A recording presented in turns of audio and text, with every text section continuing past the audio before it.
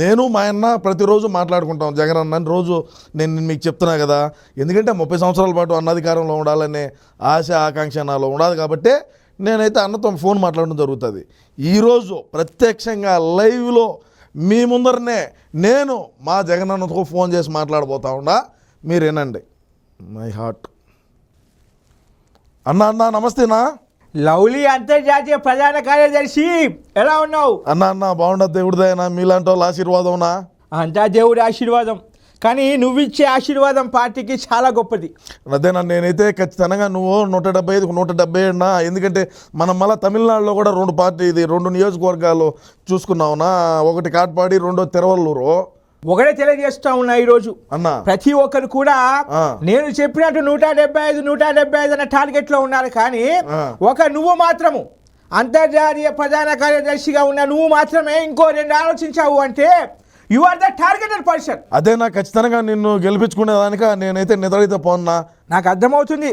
మొన్నటి నుంచి చెప్తా ఉన్నా, నువ్వు నిద్రపోకుండా ఎలా ఉంటున్నావో మమ్మల్ని కూడా నిద్రపోయిచ్చట్లా టార్గెట్ పెంచుతా ఉన్నావు. 175 చేశావు. అదేనా, ఈ అన్నకు కూడా నిద్ర పట్టట్లా.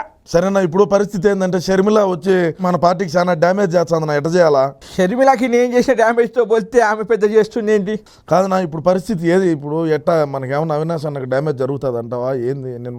నిన్న మాట్లాడినావు కదా, ఎట్టుంటుంది? అవినాష్ని ఎవరేం చేయలేరు. ఎందుకు అవినాష్ని ఎవరేం చేయలేరు అంటే, అవినాష్ని ఎవరైతే ఏమైనా చేద్దాం అనుకుంటారో వాళ్ళు నాశనం అయిపోతారు. ఎందుకంటే ఎప్పుడు అవినాష్ దగ్గర ఉండేది ఏంటి? నా ఆశిష్యులో దేవుడి ఆశిష్యులో కాదు, ఒకటే గొడ్డలి. సరేనైతే అదేనా. ఇప్పుడైతే మందల ఇంకేమన్నా తేడా జరిగితే దించుతామంటావు? దించడం ఏంటి, రెడీగా ఉన్నారు కదా. అవినాష్ మొన్నే మాట్లాడుకున్నాం. ఈసారి గొడ్డలి కాదు, మన సింహాద్రి సినిమా చూసాం.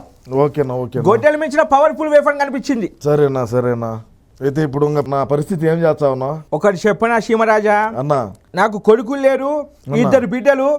త్వరలో పండితుల మధ్యలో మనం 177 నీ భాషలో చెప్పాలంటే సాధించిన తర్వాత బ్రాహ్మణుల మధ్యలో పండితుల మధ్యలో నేను కొడుకుగా దత్తత తీసుకుంటా. సరేనా, నాకు ఇంకేం కావాలన్నా? అంతకాడిగా నాకు అంత పుణ్యం ఇంకేం కావాలన్నా?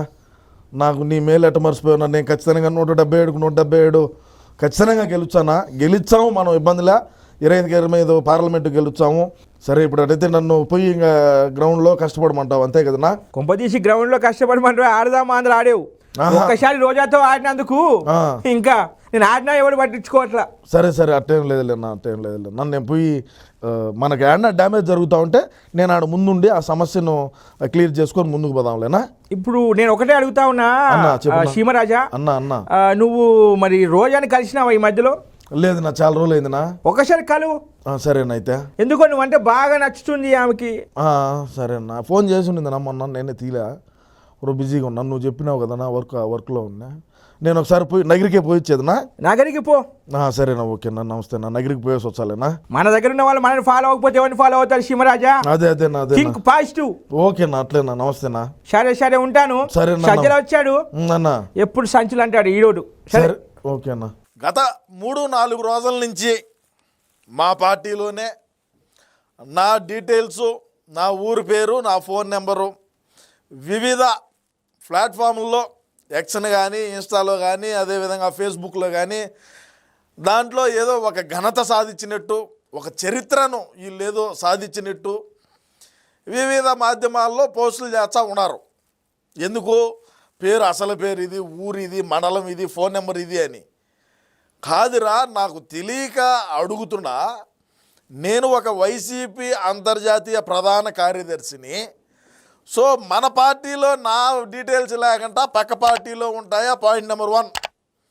పాయింట్ నెంబర్ 2 ఏంటంటే, నేను ఎలక్షన్ ముందు 2 సంవత్సరాల నుంచి మన పార్టీకు డ్యామేజ్ జరుగుతుందని మన పార్టీలో ఉండేటువంటి పెద్ద తలకాయలు ఎవరైతే ఉంటారో, పెద్ద తలకాయలు, జగనన్న తర్వాత ఉండే తలకాయలు ఎవరు ఉంటారో జగనన్న కూడా తెలుసు అనుకోండి, అది వేరే విషయం. నేను ఏ విధంగా కష్టపడేది తెలుసు, అన్నీ తెలుసు. ఆ పెద్ద తలకాయలతో రెగ్యులర్గా నేను టచ్లో ఉంటా. రాత్రి ఏంది పరిస్థితి, రేపు పొద్దున్నే ప్రణాళికలు ఏం చేద్దామని, అదేవిధంగా పొద్దున్నే మళ్ళా మనం ఏదన్నా రాత్రికి పొద్దున్నే ఏదన్నా మార్పులు చేర్పులు చేయాలని అంటే మళ్ళీ వాళ్ళతో మాట్లాడటం కానీ, వాళ్ళు ఎందుకులే ఇది మనం కెలుక్కుంటే మనకిందుకే నీళ్ళు వచ్చాయి, మనం వీటిని కెలకొద్దని కొంతమంది చెప్తారు, మరికొంతమంది మోహరంగా చెప్తారు. ఇప్పుడు ఎవడైతే ఇప్పుడు మీరందరూ కాపీ పేస్టులు చేస్తున్నారో ఆ కాపీ పేస్టులు చేయమని చెప్పిన వాళ్ళు నీకు ఆ కాపీ పేస్టులు ఇచ్చే జీతం ఎవడైతే నీకు ఆ 5.5 రూపాయలు ఇచ్చినాడో ఆ 5.5 రూపాయలు ఇచ్చేవాడు రాత్రిగడ మాట్లాడినాడు. రాత్రిగడ మాట్లాడి ఒరే రారా స్వామి పొద్దున్నే బ్రేక్ఫాస్ట్కి రా అంటే నేను రాలేదులేనా పని ఉండాది అని చెప్పిన. ఎందుకు? మనకి ఇది ముఖ్యం, అన్నను ముఖ్యమంత్రిని చేయాలని ముఖ్యం ఒకటి. రెండోది ఏంది, ఆ పొద్దున్నే బ్రేక్ఫాస్ట్కి రా అని చెప్పినోడి మన దగ్గర ఉన్నాయి కొన్ని ఆధారాలు. ఆ ఆధారాలు బయట పెట్టొద్దురా, వీళ్ళు లేదు 5 రూపాయల పాలు మళ్ళీ ఈ విధంగా చేస్తున్నారు అని చెప్పినారు. నేను మెయిన్ స్ట్రీమ్ మీడియాలో కూడా కూర్చొని చెప్పిన పబ్లిక్గానే ఏం చెప్పినాను, మన పార్టీ వాళ్ళు మన పార్టీలో ఉండే పెద్ద తలకాయలు నాతో రెగ్యులర్గా టచ్లో ఉన్నారు. ఇప్పుడు నేను మన పార్టీ సెంట్రల్ ఆఫీస్కి వచ్చిన మాట ఎవడికి తెలీదా?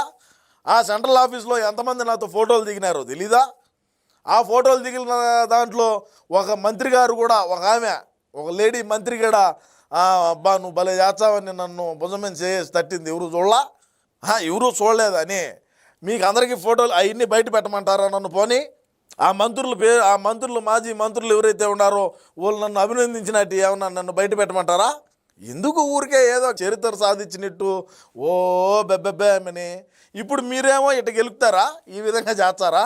వాళ్ళు నాకు ఫోన్ చేసి మీకు దండం పెడతామరా అయ్యా, మాతో ఉండే ఫోటోలు బయట పెట్టొద్దు, మాతో ఉండేటి అన్నీ బయట పెట్టకాకో, మా లుసుకులన్నీ బయట పెట్టకాకో అని చెప్తున్నారు. ఎవడైతే సజ్జల భార్గవరెడ్డి ఉన్నాడో సజ్జల భార్గవరెడ్డి కథ బయట పెట్టినా పోసుకుంటున్నాడు. నా డీటెయిల్స్ మీరు బయట పెట్టినప్పటాంచి రాజా పొరపాటు అయిపోయింది అని. మీరు ఊరికే ఏదో లేనిపోనాటి మీరు ఊరికే ఇది చేసిన పాట ఏం ఉపయోగం లేదు. బెంచ్ సర్కిల్ కాదు నేను ఆ ఎమ్మెల్యే ఏ ఎమ్మెల్యే అంటే ఇంక పేర్లు ఎందుకు పేర్లు ఎందుకు ఊరికే నువ్వు కూడా నీ దగ్గర ఉన్నా ఫోన్లో ఉన్నాయి, మా దగ్గర ఫోటోలు ఉన్నాయి. నేను కాఫీ తాగుతా ఉంటే వచ్చి నాతో పాటు మా పార్టీ మన వైసీపీ పార్టీ ఎమ్మెల్యేనే, మా పార్టీ వైసీపీలో ఉండేవాడే, కానీ ఇప్పుడు మారిపోయినాడు అనుకో. ఒకప్పుడు మా వైసీపీలో ఉన్న ఎమ్మెల్యేనే నేను కాఫీ తాగుతా ఉంటే బెంచ్ సర్కిల్ కాడ వచ్చి నాతో పాటు కూర్చొని కాఫీ తాగి ఒక ఫోటో దిగిపోయినాడు. ఇప్పుడు ఆ మనిషి కూడా బాధపడుతున్నాడు, అప్పుడు మన పార్టీలో ఇది చేశాము, ఈ బుద్ధి లేదో అంటున్నారు, మరి నీ అన్నీ బయట పెట్టినారు, ఆ రోజు నేను కూడా నిన్ను అని. ఇట్లా చాలామంది ఉన్నారు.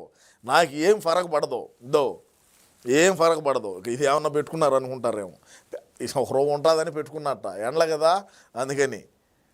సో నేనేం చెప్తానంటే నాతో కలిసి ఫోటోలు దిగిన వాళ్ళు ఉన్నారు, నాతో కలిసి టిఫిన్ చేసిన వాళ్ళు ఉన్నారు, నాతో కలిసి లంచ్ చేసిన వాళ్ళు ఉన్నారు, డిన్నర్ చేసిన వాళ్ళు ఉన్నారు, నాకు వద్దురా స్వామి అంటే గ్లాసులు కడిగిన వాళ్ళు ఉన్నారు, రకరకాలైన వాళ్ళు ఉన్నారు. అవన్నీ బయట పెట్టినాను అనుకో పార్టీకు చాలా డ్యామేజ్ జరుగుతుంది. కాబట్టి నేను పెట్టలా. మీరు ఇటువంటి పెట్టుకున్న పాట నేను ఇంకా అతి ఉత్సాహంగా పనిచేస్తాను, ఇంకా ఉత్సాహం రెట్టింపు అవుతుంది నాలో. ఎక్కడా కూడా డౌన్ అయ్యే పరిస్థితి ఉండదు నాకు, ఇంకా రెట్టింపుగా ముందుకు పోతానని చెప్పి కూడా ఈ సందర్భంగా తెలియజేసుకుంటూ, ఏది ఏమైనప్పటికీ చైల్డ్ ఆర్టిస్టులు కొద్దిగా మన పార్టీలో ఎక్కువైనారు. నేనేం చెప్తానంటే నాకు కొద్దిగా అన్నకున్నంత పరిచయాలు లేకపోవచ్చు, కానీ ఏదో నాకు ఉన్నంత వరకు కొద్దిగా పరిచయాలు ఉన్నాయి. ఆ పరిచయాలతో మనం అట్టు ఉంటాము. ఈ కింద ఎవరైతే చైల్డ్ ఆర్టిస్టులు ఉంటారో వీళ్ళు ఒకసారి ఓపెన్ చేస్తారు, ఈ ఆర్టిస్టులు అందరూ పోయి గుంతలో పడతారు. ఆయన నుంచి పైకి రావాలంటే కొద్దిగా కష్టమవుతుంది. కొద్దిగా ఒళ్ళు దగ్గర పెట్టుకొని ఉంటారని తెలియజేసుకుంటూ నమస్కారం.